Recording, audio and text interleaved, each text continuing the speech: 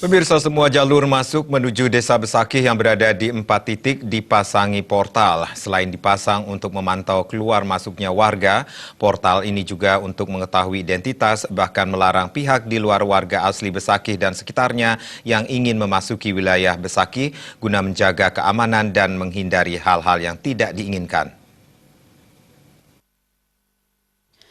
Salah satu portal dipasang di Desa Menange yang merupakan jalur utama menuju Desa Besakih. Sementara 3 lainnya dipasang di Batu Sesa, Sukan, dan pertigaan Banjar Teges. Tampak beberapa anggota manajemen operasional pengelolaan kawasan Pura Agung Besakih sedang bertugas di portal tersebut.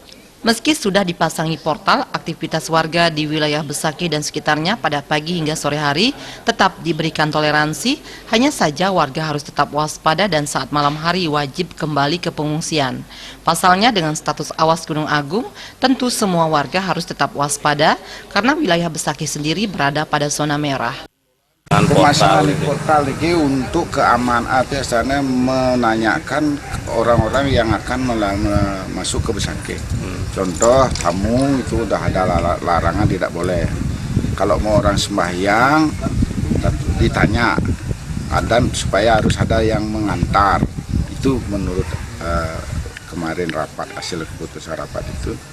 Artinya tidak boleh lama-lama karena ini statusnya gunung kan sudah awas. Kalau aktivitas masyarakat sih tidak dibatasi. Kalau masyarakat lokal, contoh orang Besakih kalau mau pulangnya dikasih, tidak dibatasi.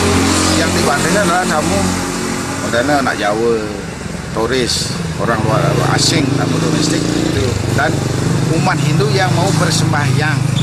Contohnya sembahyang seperti yang disampaikan oleh Parisade Pusat.